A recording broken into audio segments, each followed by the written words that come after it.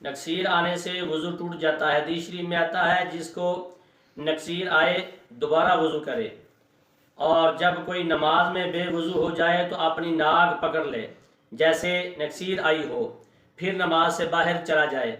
اسی کو مد نظر رکھتے ہوئے حدیث شریف میں آتا ہے حضرت سیدنا ابن عمر رضی اللہ تعالیٰ عنہ کو جب نکسیر پھوٹتی تو وہ واپس پلٹ کر نیا وضو کرتے۔ سیدنا سعید بن مسیب تابعی علیہ رحمہ کو نماز میں نکسیر پھوٹی تو وہ ام المؤمنین سیدہ ام سلمہ رضی اللہ تعالیٰ عنہ کے حجرے میں آئے، پھر آپ کے لیے وضو کا پانی لایا گیا اور آپ نے وضو کیا اور پھر نماز کو لوٹ گئے۔ تو سیدنا امام زید رضی اللہ تعالیٰ عنہ نے فرمایا جیسے مسلسل نکسیر کوئی مریض ہو، آدمی جسے مسلسل نکسیر آتی ہو، وہ ہر نماز کے لیے آخری وقت میں ہر بار نیا وضو کرے۔ تو صحابہ کرام اور تابعین اعظام علیہ رحمہ نے قے اور نکسیر سے وضو واجب ہونے کا حکم کیا ہے۔ اسی طرح سو جانا کہ مقد زمین سے اٹھ جائے اور جسم کے جوڑ ڈھیلے پڑ جائیں تو جو ہے یہ وضو جاتا رہتا ہے، کیونکہ حدیث شریف میں آتا ہے آنکھ کا بیدار ہونا ریح کا بدن سے بس جو سو جائے اور وہ دوبارہ وضو کرے۔ تو آنکھ دوبر کا بندر ہے، جب آنکھ سو جاتی ہے تو بندن کھل جاتا ہے۔ گویا کہ جو آدمی چیت لیٹ کر سو جائے اس پر وضو لازم ہے، کہ اس طرح اعضاء کے جوڑ ڈھیلے پڑ جاتے ہیں، ایسے ہی جب کوئی کروٹ کے پل لیٹ کر سو جائے تو وضو کرے، اور جو شخص دونوں پاؤں کھڑے کر کے سرین پر سو جائے یا کھڑا سو جائے اس کا وضو نہیں ٹوٹتا یہاں تک کہ کروٹ کے بل سوئے۔ حدیث شریف میں آتا ہے جو کھڑا بیٹھا یا سجدے کی حالت میں سو جائے اس پر وضو نہیں یہاں تک کہ کروٹ سے سوئے، جبکہ سجدہ سنت کے مطابق ادا کیا ہو۔ اسی بنا پر سیدنا ابن عمر رضی اللہ تعالیٰ عنہ بیٹھے سو جاتے، پھر اٹھ کر نماز پڑھتے اور وضو نہیں کرتے۔ صحابہ کرام بیٹھے سو جاتے، پھر اٹھ کر بغیر وضو کے نماز پڑھتے۔ اسی وضاحت میں کسی چیز سے تکیہ یا ٹیک لگا کر سونا کہ اگر ایسے ہی ٹیک لگا کر سونا اگر اس چیز کو ہٹا دیا جائے تو آدمی گر جائے، یا کروٹ کے بل سونا کہ نیند آ جائے، اس سے وضو جاتا رہتا ہے جب تک کہ سوتے میں گرے نہیں وضو باقی ہے، گرتے ہی جاگ پڑے پھر بھی وضو قائم ہے۔ اسی طرح سوتے میں آس پاس کی باتیں سنتے ہوئے تو بھی وضو نہیں گیا، اور نہ ہی کرسی یا گھوڑے پر سرین رکھ کر بیٹھے سونے سے وضو نہیں ٹوٹتا۔ یوں ہی بیٹھے اونگنا یا چونگنے لینا یا جوم کر پڑھنا، گرتے ہی فوراً آنکھ کا کھل جانا بھی جو ہے وضو نہیں جاتا، کیونکہ صحابہ کرام نماز عشاء کا انتظار کرتے تھے حتیٰ کہ ان کی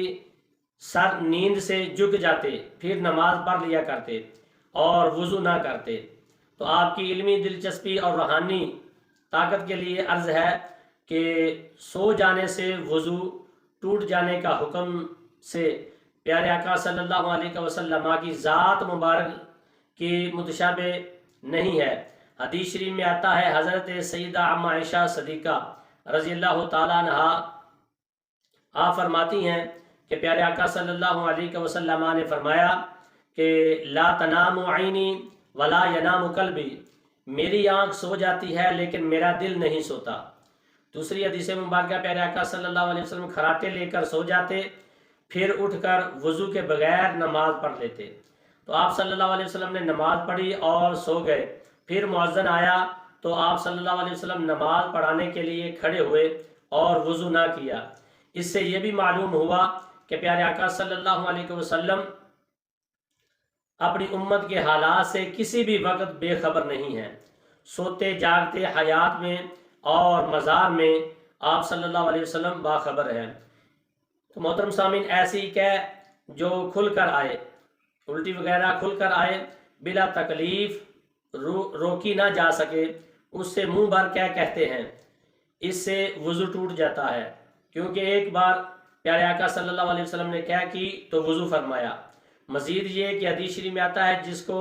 قے یا نکسیر آئے وہ نماز سے علیحدہ ہو جائے اور وضو کرے۔ تو پیارے آقا صلی اللہ علیہ وسلم نے فرمایا منہ بھر قے آئے تو وضو کرنا ضروری ہے، اور اگر قے ایک متلی کے ساتھ تھوڑی تھوڑی چند بار آئی جس کا مجموعہ منہ بھر قے کے برابر ہو تو وضو ٹوٹ جاتا ہے، اور اگر ایک متلی سے نہ ہو تو حرج نہیں، وضو نہیں جاتا۔ اور منہ بھر قے پیشاب پخانہ کی طرح ناپاک ہے، اسے اس کی چھینٹوں سے بھی بچنا ضروری ہے۔ بدن کے اس حصے سے زخم یا پھوڑے سے خون، پیپ یا زرد پانی کا بہہ جانا جس کا وضو میں یا غسل میں دھونا فرض ہے، اس سے وضو جاتا رہتا ہے۔ اگر کسی دوسری جگہ سے خون بہا اور بہہ کر اعضائے وضو یا غسل تک آ گیا تو بھی وضو فاسد ہو گیا، اور اگر خون بہہ کر اعضائے وضو یا غسل تک نہ پہنچا تو مفسد وضو نہیں ہے، جیسے آنکھ کے اندر کوئی پھنسی چیز یا دانہ وغیرہ ٹوٹ گیا اور مواد باہر نہیں نکلا تو وضو نہیں ٹوٹا، کیونکہ آنکھ کے اندر دھونا یا وضو میں یہ لازم ہے یا غسل میں، اور اگر مواد باہر نکل آیا تو وضو ٹوٹ جائے گا۔ اگر کسی جگہ سے خون بہا نہیں بلکہ ابھر آیا اور اپنی جگہ ہی رہا تو حرج نہیں، وضو نہیں ٹوٹے گا، کیونکہ حدیث شریف میں آتا ہے ہر بہنے والے خون پر وضو لازم ہے، اور یہ خون ناپاک ہوتا ہے۔ دکھتی آنکھ، چھاتی کا کان، ناک یا ناف سے جو پیپ مواد درد سے بہے اور نکلے تو یہ مفسد وضو اور نجس ہے، وضو ٹوٹ جاتا ہے۔ میرے بہت سے بھائی اس بات سے غافل ہیں۔ اکثر دیکھا گیا ہے کہ وہ دکھتی آنکھ اپنے کپڑوں سے پونجھ لیتے ہیں، حالانکہ اس سے وہ کپڑا ناپاک ہو جاتا ہے۔ پھوڑا، پھنسی یا زخم کو نچوڑا جس سے خون بہہ نکلا تو وضو ٹوٹ گیا، اور اگر خون یا پیپ وغیرہ زخم سے نکلتا رہا اور آپ پونجھتے رہے، یوں خون بہنے کا موقع نہ ملا تو اس صورت میں آپ غور کریں، اگر خون نہ پونجا جاتا تو کیا یہ بہہ جاتا؟ اگر بہہ جاتا تو وضو ٹوٹ گیا، ورنہ نہیں۔ حدیث شریف میں آتا ہے پیارے آقا صلی اللہ علیہ وسلم نے وضو کے بعد ناک مبارک پر انگوٹھا رکھا تو ہلکا سا خون ظاہر ہوا، تو آپ نے دوبارہ رکھا تو نہیں تھا۔ اسی طرح آپ صلی اللہ علیہ وسلم نے ایسے ہی پونجھ لیا اور دوبارہ وضو نہیں کیا اور نماز کے لیے تشریف لے گئے۔ محترم سامعین، ناک صاف کیا اور جمع ہوا خون مسور کے دانے کے برابر نکلا تو حرج نہیں، بہتا ہوا نکلا تو وضو فاسد ہو گیا۔ منہ سے خون نکلا، اگر تھوک سفید ہے تو حرج نہیں، اور اگر خون تھوک پر غالب ہے یا برابر ہے، یعنی تھوک کا رنگ سرخ ہے تو وضو ٹوٹ گیا اور یہ تھوک بھی ناپاک ہے۔ حدیث شریف میں آتا ہے سیدنا ابراہیم نخعی تابعی علیہ رحمہ نے فرمایا اگر تھوک پر سرخی غالب ہے تو وضو کریں، اور اگر سفیدی غالب ہے تو وضو نہ کریں۔ ایسے ہی سیدنا خواجہ حسن بصری تابعی علیہ رحمہ اور سیدنا امام محمد بن سیرین تابعی علیہ رحمہ کا فرمان ہے